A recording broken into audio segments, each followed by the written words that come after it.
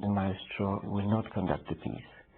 And he doesn't think that the piece is good, so he will not conduct the piece. Well, it's very sad, especially that someone is blocking a date for 2 years and then eventually is resigning from conducting. Presumably you mean the principal conductor, James Levine.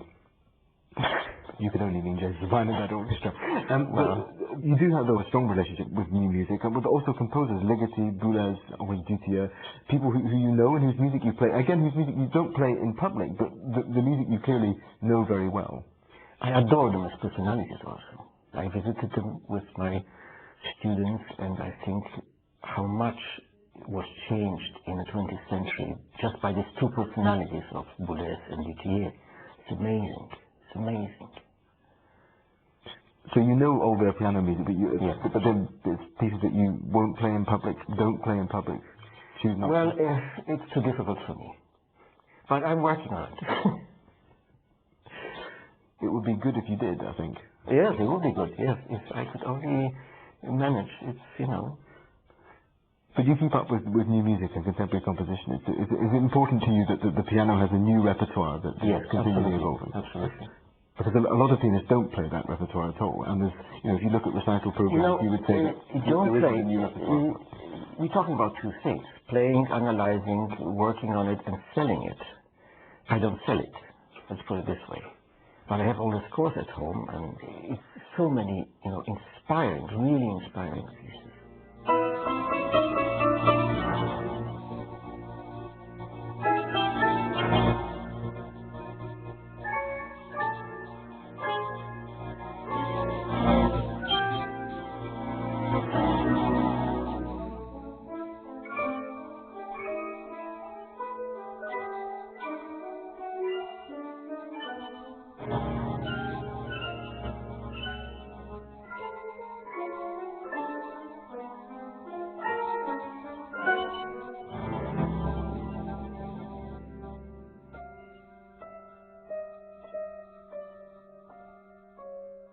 What about your own teaching, the handful of people who I think you still work with at some level?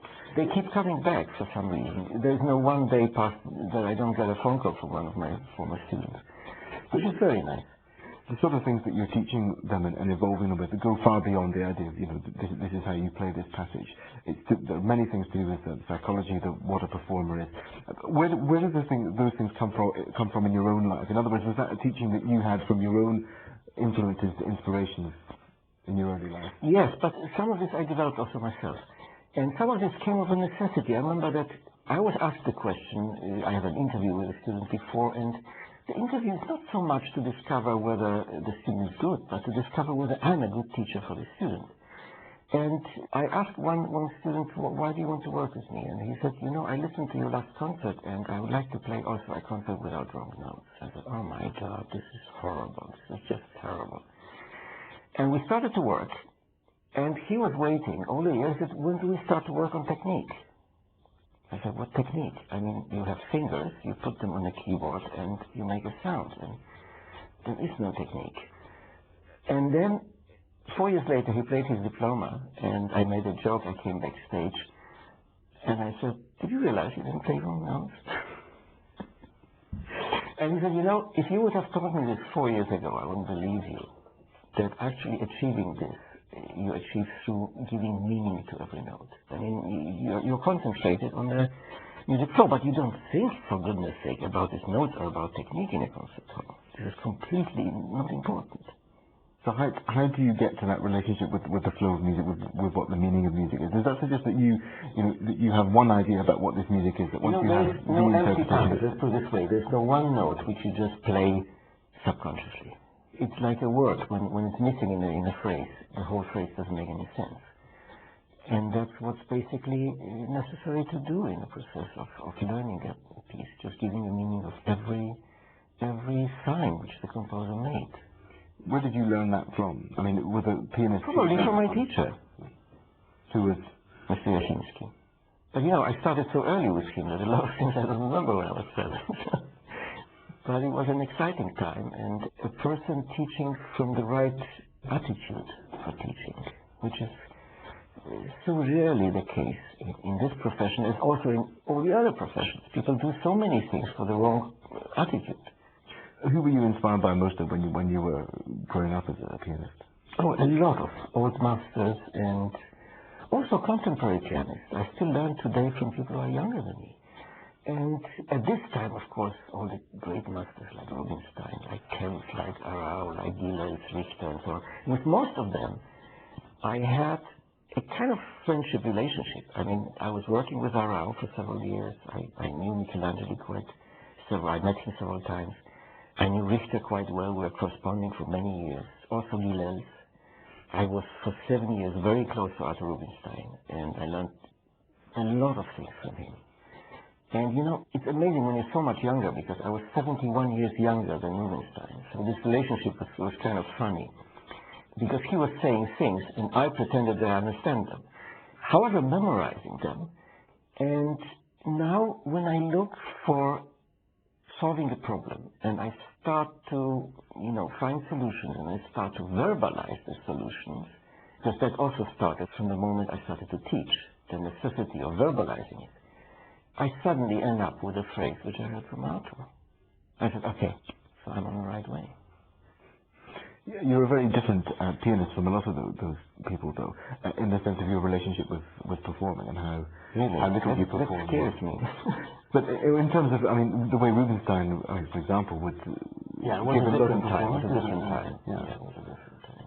You know, it was very funny. I remember talking with him about Brahms recital. He opposed at first that I play the Brahms recital in Paris. He said, that will never work. And then he came to the recital and said, you know, that was a great experience, actually. I was looking at the French and listening to a pure Brahms program, which probably 50 years ago wouldn't work.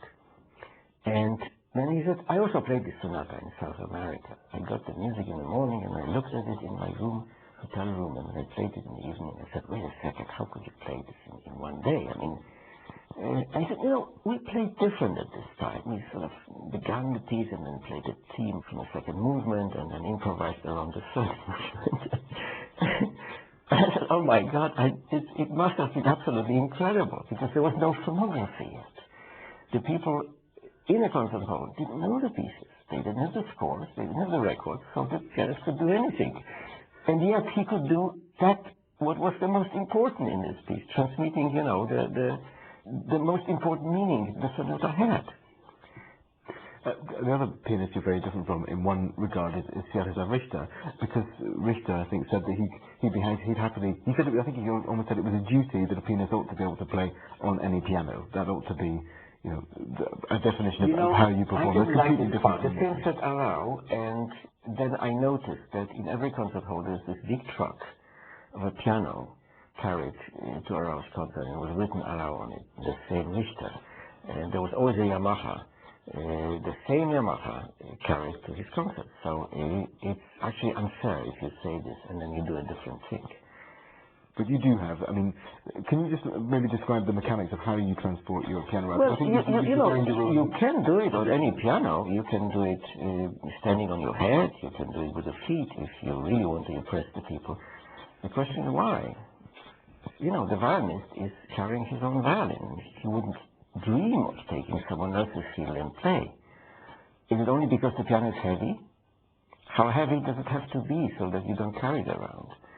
I found ways how to do it, and it doesn't solve the problem, though.